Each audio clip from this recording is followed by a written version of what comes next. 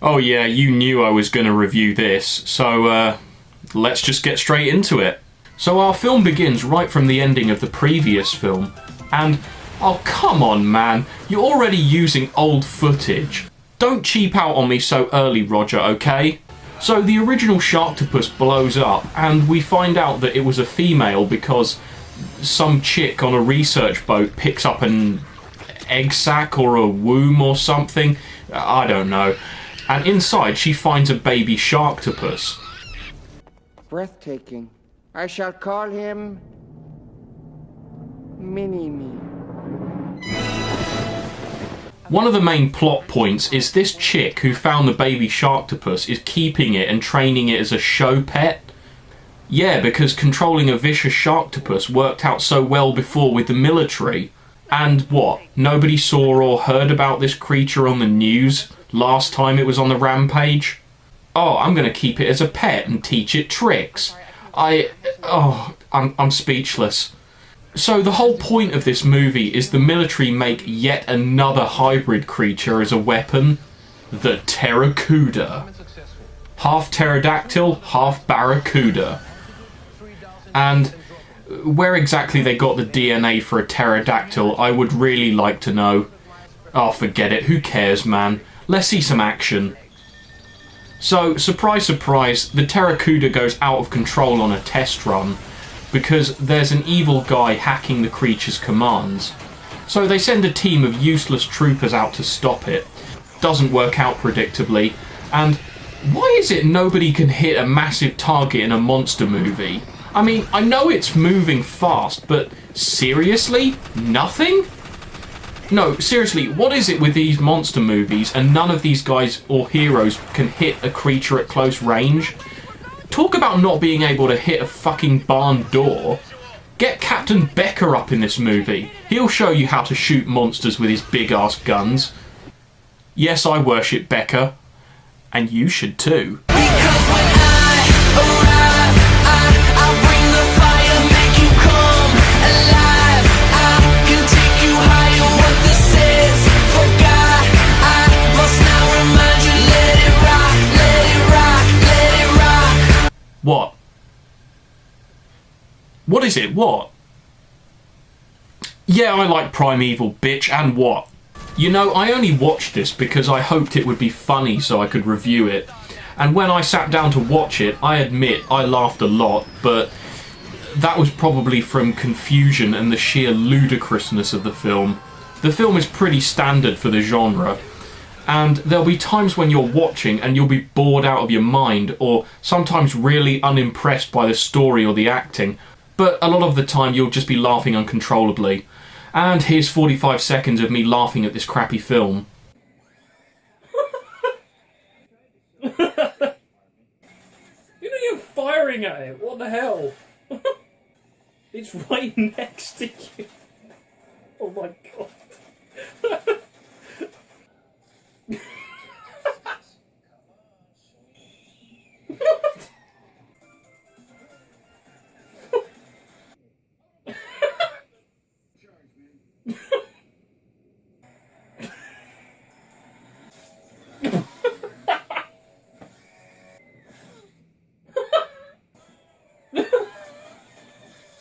Oh, what the f-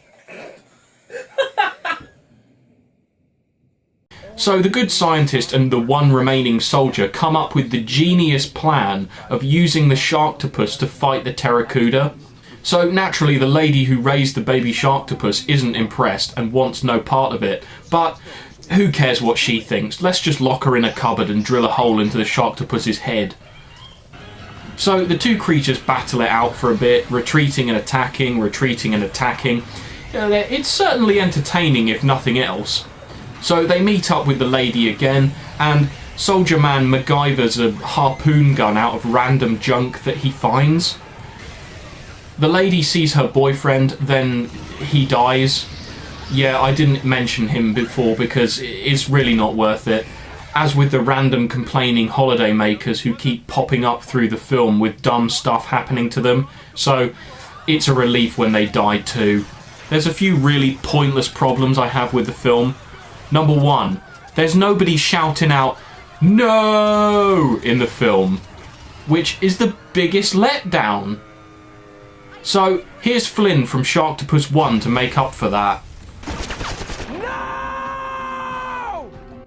Oh my god, that was stunning. Let's see that again. Number 2. This may sound weird, but to me, the movie just doesn't seem to have any heart. The original was bad, oh yeah, but it felt like some love was put into it, even if it was mostly made for a laugh. But this just seems like the unnecessary sequel that was made just for the sake of it. And every time I see the Pteracuda and the Sharktopus together, I just think of, well, this guy here.